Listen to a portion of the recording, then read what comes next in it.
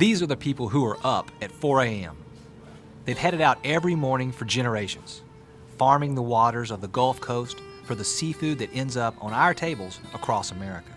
And all that changed on April 20th, 2010. There was an explosion at the Deepwater Horizon drilling rig in the Gulf of Mexico. That explosion killed 11 men and injured 17 others. It also released 185 million gallons of crude oil into the waters of the Gulf. That's why we're here. I'm standing on an oyster reef in Shell Island Bay on what is literally next year's crop of oysters. Look at this, there's a lot riding on this little guy. In some ways, the oyster is the symbol of what's happened as a result of the oil spill. Of all the seafood in the waters of the Gulf, the oyster has been the most deeply impacted. As we were told time and again, while the other fish could simply swim away from the oil, the oyster beds didn't move. But the question remains, how safe is it? What is the future of seafood in the Gulf? Join us as we get deeper under the surface.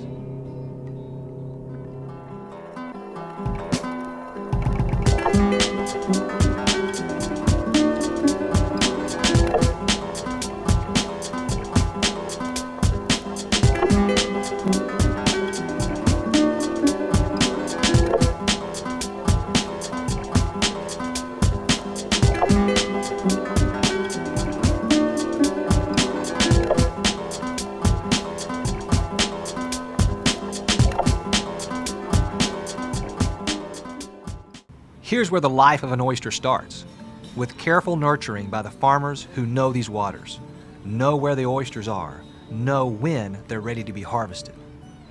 This is Mitchell. Mitchell and his brother Frank are the third generation of oyster farmers working the shores outside of New Orleans. No, we've been in the oyster business right at 100 years. How many generations? 3 generations. Yeah, we third generation in the business, and looking forward to passing it on our sons to make it 4 generations. What was it like coming to work? Well, every morning we woke up not knowing if we were, if it was going to be our last day to be an oyster farmer. You didn't know what the day's end was going to bring.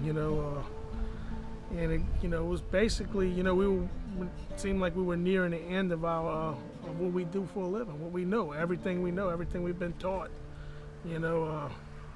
And it's hard to swallow. It's hard to even go to work with that thought in your mind, and then we worked harder, longer hours.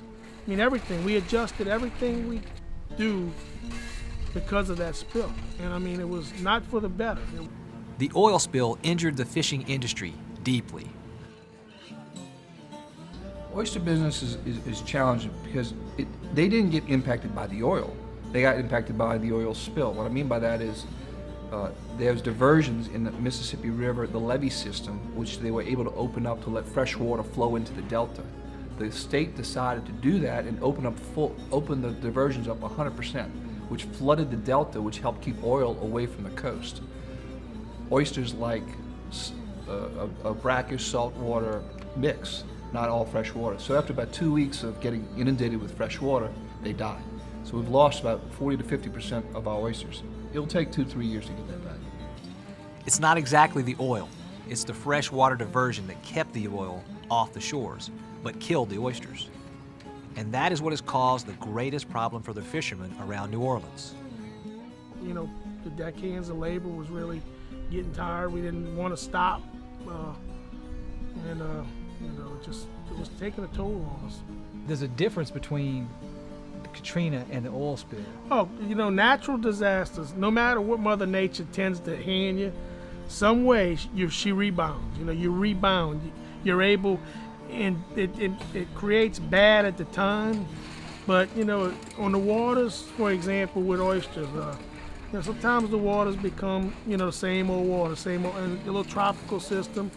We don't want another major hurricane, but it mixes up the water and changes things, and usually it's for the better. Mother Nature, when she takes away, she seems to give back. Man-made disasters, just disasters such as this BP oil spill. 5 months ago, we weren't sure if we were ever going to harvest another oyster again. We heard this story from other fishermen in the region too. Meet Wilbur. If you thought 3 generations of farmers show commitment, how about 5? Wilbur and his family have been doing this for generations. 5 generations. 5 generations. I'm the third. The third Nick's gen- the fourth, and Levi's the fourth, but his son's the fifth. the 5th generation. When the spill first happened, the governor was on TV. For 2 months, we're going to save our fishery, we're going to save our fishermen, we're going to do this. Now there's a month and a half we didn't hear from him. He don't care about us no more. BP paid him $100 million or something. Now we don't hear about him. He don't care about us no more. And BP, he put a man there to pay us, to help us out. And there's a month and a half or 2 months he's in office, took the job, and nothing yet, $0. And how they expect us to keep on our business going? I mean, we don't have enough money to keep going for a year, to get our boats ready, to pay the crews. And if we don't pay the crew, when the oyster's gonna come back, we're not gonna have nobody to work. The general consensus is that it's a minimum of 3 years before Mother Nature can restore the oyster beds to health. 3 years before the waters get that brininess back. The natural balance of saltwater and freshwater that brings the flavors to life. So what happens in the meantime?